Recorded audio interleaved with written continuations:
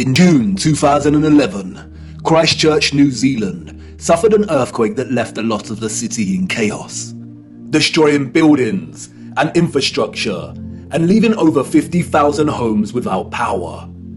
As a result, there were collapsed houses, ruptured water mains, flooding, and fires due to disrupted electrical lines. Due to the strong ground motions and intense shaking, part of the city experienced a strange phenomenon known as soil liquefaction. Sand boils emerged from asphalt roads, toppling and sinking cars, and causing boulders to fall from hills, resulting in more home damage. Soil liquefaction occurs when saturated soil loses its strength and stiffness in response to an applied stress, such as shaking, or other sudden changes, such as a strong explosion. Loose, saturated soil or sand has a tendency to compress when a load is applied, but in the event of a stress, such as shaking or an explosion, we see the opposite. The soil tends to dilute, and the result is treacherous quicksand or quick clay. The land turns to liquid, causing structures of heavy mass, such as buildings, infrastructure, and cars to start sinking, topple over, or collapse. It can also affect dams and bridges. Turbidity currents can also form huge landslides that are impossible to stop. In the worst case scenario, entire cities may be destroyed. As you can see, liquefaction can move entire areas of land. The mud can rise dramatically and rapidly, and its destructive force is unstoppable. It is a well-documented phenomenon. The 1964 earthquake in Nagata, Japan caused liquefaction, and we can see the effects very clearly in these photos. The same here with the 1964 Alaska earthquake. Buildings toppling, cars sinking, infrastructure collapsing. Once the stress has subsided, the soil begins to solidify once again, and we can see the aftermath. Uneven, muddy streets remain where there was once road paving. Returning to photographs of 19th century cities, we see a similar situation here. The roads are unrefined and full of mud. We see unsophisticated, uneven, coarse, and muddy roads everywhere against a backdrop of refined, sophisticated, and magnificent architecture. Could these cities have suffered the similar fate of soil liquefaction that we see in more recent times? Perhaps. But unfortunately, muddy roads is not enough evidence to base any conclusions on, is it? Children ask the most vital of questions, and adults, in their foggy stupor, usually provide the most unsatisfactory answers, often regurgitating learned nonsensical information that leave the child's imagination unfulfilled. Squelching along these muddy 19th century roads, observing their surroundings, a child may ask, why did they build the windows so low to the ground? And what an excellent question. Yes, why indeed did they build windows on ground level? For you see, the people we see in these photographs, sadly, did not build this architecture. And maybe some of them, at some point in their busy day-to-day life, ask the exact same question. We see it everywhere. Windows at ground level.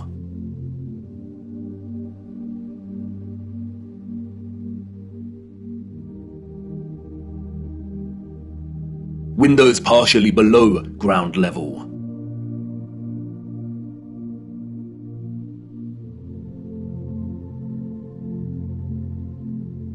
First floor entrances raised from the ground level.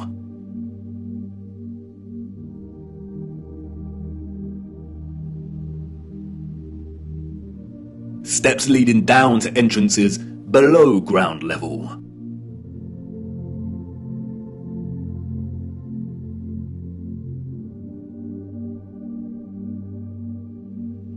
We can find this in almost every major city across our realm, in both old photographs and when we walk in the streets today. And what does it tell us? That a society with access to modest construction tools and horse and car constructed their infrastructure by first spending countless amounts of hours and energy clearing land with a depth of over 3 meters to begin their construction? Building basement floors is incredibly hard work. Since the 20th century, large powered excavation machines, such as backhoes and front-end loaders, have reduced the time and manpower needed to dig a basement dramatically, as compared to digging by hand with a spade. Perhaps you could say that our historical ancestors were just that dedicated to the architecture they built. And you could say that many of the sunken buildings we see are actually due to elevations and depressions in the natural landscape. The official narrative, which is always full of inconsistencies, perhaps would suffice if it was not for contemporary excavation. When we look at photographs such as this, it immediately dawns upon us that what we are seeing are windows and doors 2 to 3 meters below the ground surface. Why are there windows and doors underground?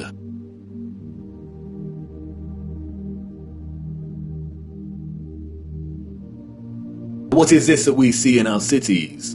Natural soil accumulation over time?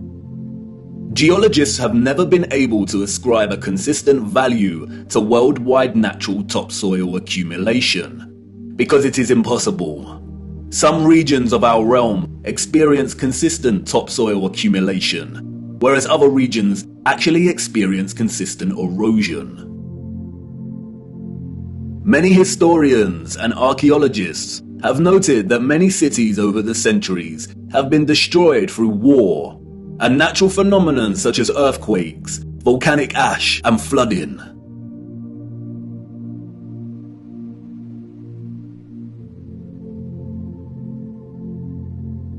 Aren't these just the layers of previous civilizations?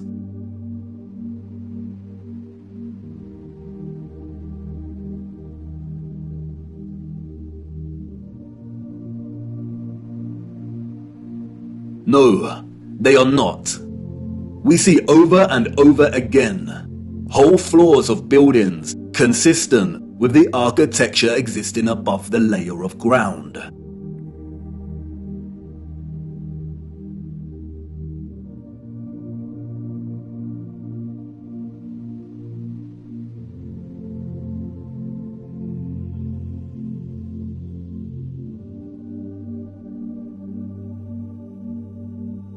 You see, what lies beneath is not the unfamiliar traces of previous generations, but of the same generation that built these structures. And once you really see this kind of sunken, buried infrastructure that exists in such prevalence across our world, you can never unsee it.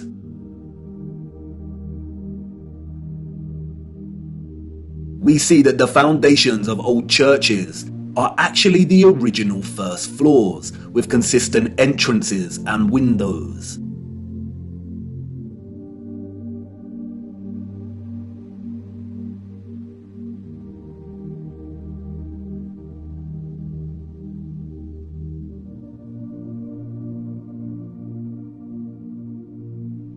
We see mosaics unearthed.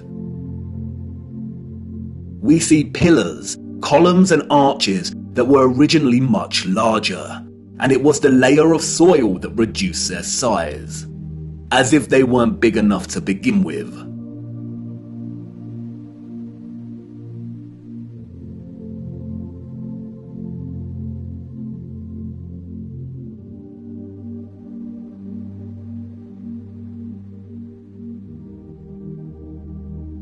And like with the 1964 earthquake in Nagata, Japan, we also find many so-called ancient structures that are leaning.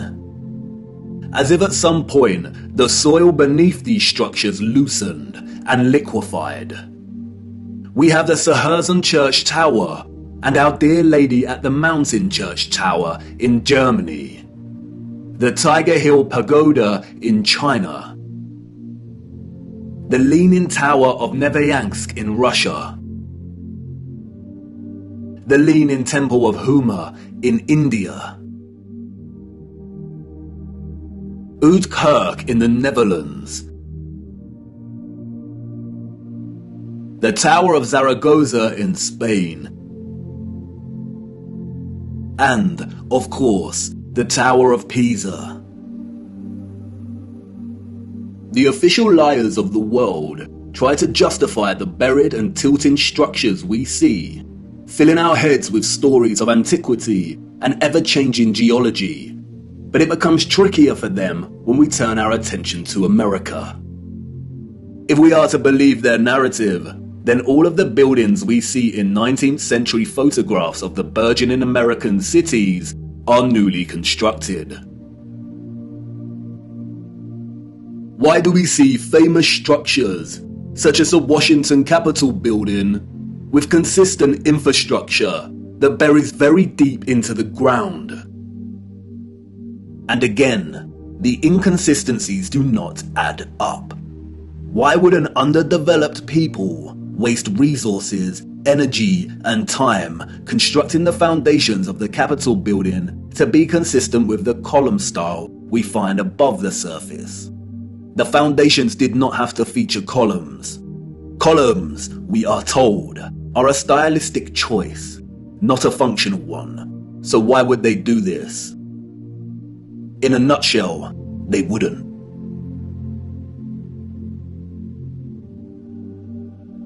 We see images that suggest that the people of the 19th century were actually concerned with moving a lot of the vast amount of mud we see, leveling the ground and excavating existing structures.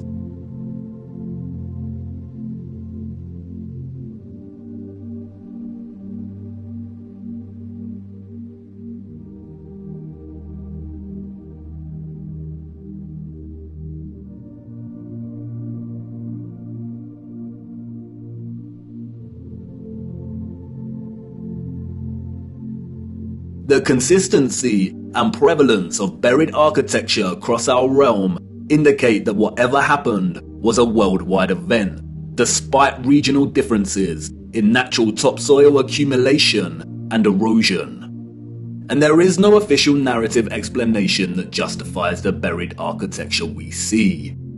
No explanation provided to justify the amount of mud we see in 19th century photographs of our cities.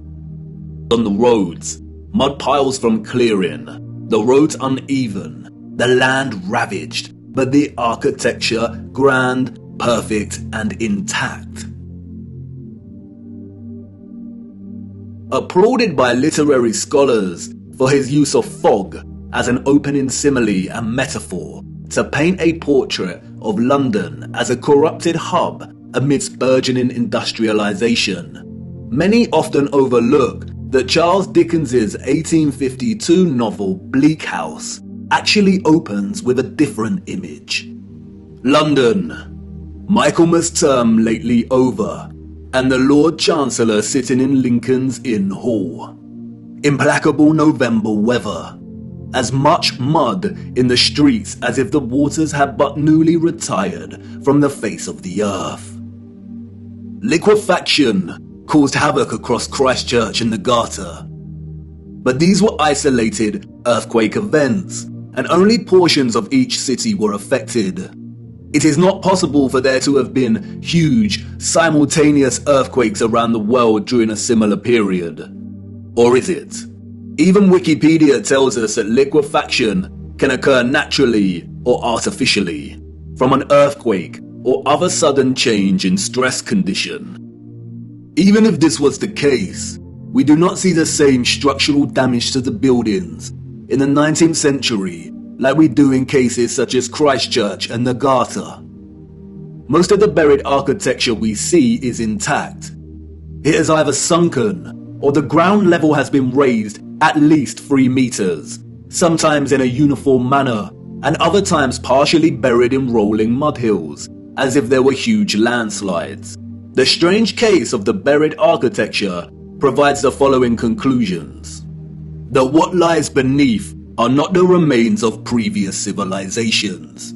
More often than not, the buried structures are consistent with the architecture we see above ground, that the structures are much larger than originally suspected, and therefore they are even more of a construction impossibility for a Victorian generation of horse and car, and those existing before them. That natural topsoil accumulation and soil liquefaction are not satisfactory explanations for what we see here. Whatever took place had to be something much larger and widespread, such as a natural or artificial earthly cataclysm of sorts. As many of the photographs show, many citizens of the 1800s were responsible for moving much of the mud, leveling the ground, and excavating buildings, which suggests that whatever happened had happened very recently in their past. The complete absence of a reasonable, mainstream justification for the buried architecture we see suggests that the controllers of our realm are deliberately trying to hide whatever happened. And what of the deserted cities we see in the earlier photographs? If these cities were truly empty, then we must ask why. We must also ask how all the people got there in the end. In the space of 30 or so years, we see a city go from barren to bustling. Interestingly, it is Charles Dickens and 19th century literature more generally that offers some clues. 2 central themes run throughout 19th century Victorian literature: that of marriage and female chastity, and that of orphans and adoption. Many of the fictional characters we've come to love over the years are orphans. We have Oliver Twist and Pip from Great Expectations. We have little orphan Jane Eyre and Heathcliff from Wuthering Heights. We have Mowgli from The Jungle Book, Cosette from Les Miserables. We have Heidi, Rapunzel, Peter Pan, Snow White. We have Tom Sawyer and Huckleberry Finn and Anne of Green Gables. And these books were of their time, as far as orphan prevalence goes. The only issue is that these novels romanticize the orphan as a figure dislocated from society by default, and therefore pave their life's path as one of unforeseen opportunity. This was not reality. The theme of marriage and chastity that we find in so many 19th century literary works, such as those by Jane Austen, the Brontes, George Eliot, Dickens, Thomas Hardy, Leo Tolstoy, Victor Hugo, and more, was nothing more than carefully disguised, well-written propaganda, with the sole purpose to solidify and justify a social value framework that would separate children from their mothers. Children born outside of marriage or wedlock were regarded as illegitimate, meaning they did not have a legal status. Illegitimate children was a serious stigma throughout the 19th century. The majority of employers would not hire women with an illegitimate child. Many unwed mothers with illegitimate children ended up without a home, in poor health, starving, exhausted. Their only place of refuge would be the workhouse, where they would carry out the most unpleasant duties. In some places, women with illegitimate children were singled out and had to wear a special uniform, which alerted everyone to their status as an unmarried mother or fallen woman. As a result, a vast amount of orphanages and foundling institutions were established.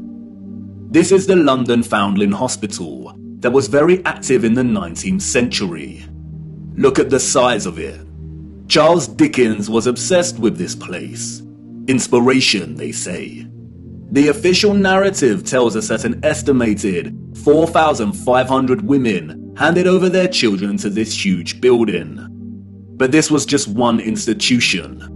Wikipedia gives us a partial list, of over 64 orphanages that were founded in the UK during the 19th century. The list is only partial. The peculiar case of the vast amount of parentless children in the 19th century is well documented by many researchers. And most of them agree it is almost impossible to establish figures that really do justice to just how many orphans there were during this period. Their footprint did not enter the record books. It formed in the mud and was then washed away. It wasn't just the UK. This was a worldwide phenomenon. New York City had 4 foundling asylums alone that processed thousands of children annually. By the beginning of the 20th century, Italy was reporting 32,000 children per year. Spain and Portugal were reporting 15,000 annual foundlings. Before 1860, 374,000 recorded infants were processed by the asylums in Milan, Naples, and Florence alone. Historian David L. Ransell states that Moscow was receiving between 16 and 18,000 infants annually by the 1880s, and sending over 10,000 of these each year to outlying villages for care. In 1882, there were all told 41,720 foundlings from the Moscow home living with 32,000 foster families, scattered throughout 4,418 villages. A dozen villages had over 90 fosterings each. One thing that is often overlooked is that there were a series of laws passed in the 1800s, making it almost impossible for unwed mothers to keep their babies. The 1833 Poor Law Reformation introduced bastardy clauses that shifted the entire responsibility for the illegitimate child onto the mother. Social stigma meant that she would not be able to provide care for her child and would be forced to hand them over to the authorities, or worse. Advertisements for adoption or nurse care became popular in newspapers. And, as many scholars have pointed out, these were a front for what was termed baby farmers, or paid murder. As Dorothy L. Haller states, the adverts may have been misleading to the general public, but read like a coded message to unwed mothers. No references are asked for, and none are offered. The sum of 15 shillings a week to keep an infant or a sickly child was inadequate, and a sickly child and an infant under 2 months were the least likely to survive, and the cheapest to bury. Infants were taken, no questions asked, and it was understood that for £12 no questions were expected to be asked. The transaction between the mother and the baby farmer usually took place in a public place, on public transportation, or through a second party. No personal information was exchanged. The money was paid, and the transaction was complete. The mother knew she would never see her infant alive again. Most children, however, were not murdered, but were dropped off at the doorsteps of orphanages or the workhouse. All children taken into these institutions were given entirely new identities. They were provided for with shelter, food, and clothing temporarily, and then sent off to workhouses or another location. Photographs in the 19th century were scarce, but towards the end of the century we see more photographs, and the last continent to experience such mass exodus of orphans was the United States.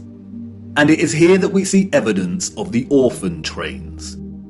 The first group of these orphans arrived in Michigan in 1854, and from that moment on, the movement shipped hundreds of thousands of children across the states until it ended in 1929. Officially, there were over 97 institutions involved in orphans and orphan trains in the 19th century.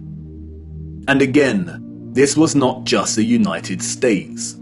Annie McPherson will go down in history as a woman who scammed more than 100,000 foundlings and shipped them from the United Kingdom to Canada, New Zealand, and South Africa. and even to the outer edges of the earth in Australia, so that they could be sold into child labour. Why do we see so many photographs of orphans in workhouses? Why are they working with machinery created for adult use? Were there not enough adults during this time to carry out this work? And then there is the strange case of the burgeoning American amusement parks at the turn of the 20th century. In addition to rides and exhibits, many of these parks featured an unusual attraction: infantoriums.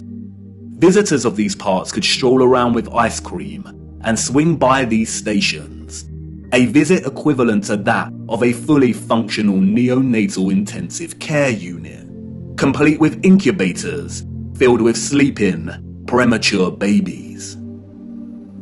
History has been kind to Martin Cooney. Touted as a hero, Cooney was the German mind behind the incubators. His first encounter with premature babies, we are told, was at the 1896 World's Fair. He knew immediately that the exhibition would save babies' lives. The technology to keep premature babies alive was expensive, and he knew the public would pay to see the babies in incubators. He would charge an entrance fee at the amusement parks to generate funds to help these babies live.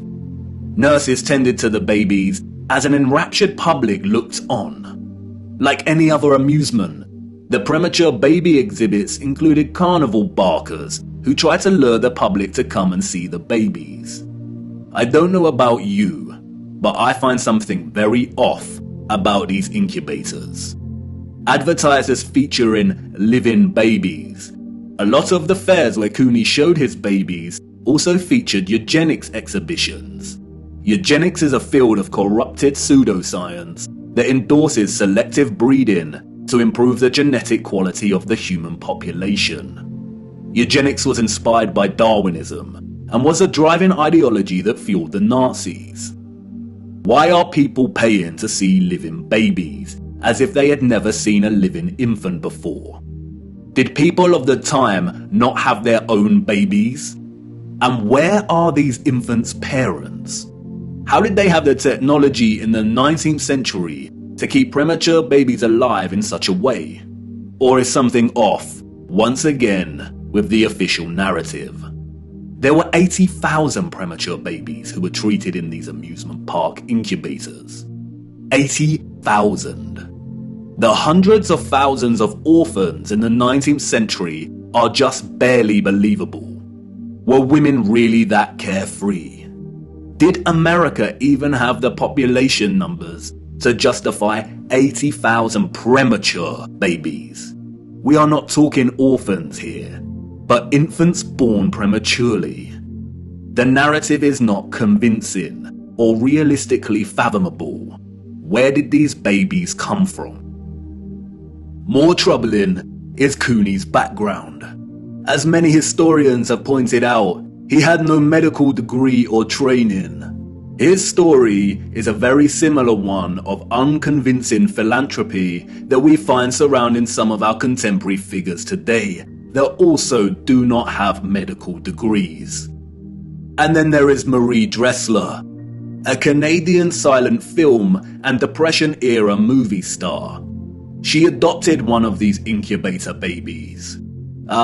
Celebrities and adoption. The official narrative conveniently leaves this out of her story and tells us that she may have had a daughter who died as a small child. But the photographs suggest otherwise. Did she adopt her incubator baby at one of these fairs? Were the fairs a front for illicit adoption of premature babies? Even if they were premature, did that mean they had no parents? Who owned and was responsible for these parks? And what happened to the babies once they grew and left the incubators? If something feels eerily wrong about the entire narrative surrounding these parks and orphans, it's because we are not being told the truth.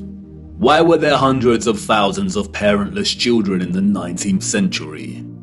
Where did they come from? They were relocated all over the world. Europe, America, Russia, Australia. Canada. Why? Especially when most still had a living parent. If pregnancy out of wedlock was such a social stigma that resulted in such trauma, why would so many people put themselves in that position in the first place? Did the government really care about social morality enough to pass laws? And all the effort to build and maintain orphanages and orphan relocation networks, would this not burden governmental finances and administration systems? It certainly would have. But, you see, there was a greater purpose behind the government's worldwide agenda: repopulation. The social narrative of chastity was nothing more than propaganda and justification for stealing children. The reason we see empty cities in the early 19th century is because they were in fact empty, void of population. And the reason they are bustling 30 years later is because orphans were shipped into these cities to repopulate them. You see, in the early 19th century, there was a worldwide reset of sorts through depopulation and then repopulation. The people we see in these photographs did not build this architecture. They inherited it, along with a lot of mud. Not only did they inherit it without a clue as to what it actually was and who it belonged to, but they were unknowingly complicit in repurposing pretty much all of these structures. I know, none of this is making much sense at the minute. You are probably wondering why on earth these cities were empty and full of mud. What happened that meant governments needed to repopulate the earth? And I know what you're thinking. This is all very intriguing, but what does this have to do with flat earth? You want to know more about the firmament, the sun and moon, and our stationary plane. Do not worry. Everything will become clearer as we continue our journey. The prevalent evidence of buried infrastructure, coupled with deserted cities and a burgeoning industry of orphans, is just a start. These are all necessary clues, hinting at some kind of cataclysm, but the real story hasn't truly begun yet. The stage had to be set first, and now it is ready. And even if you cannot see it yet, I know you feel it, viewer. The deserted cities, the buried architecture, and orphans all signal a looming darkness. There is a great black cloud in front of us, and I won't lie, we are heading right into the heart of it. And like I said before, we do not have much time. Come on, it's time for me to honor my promise and take you back to the future.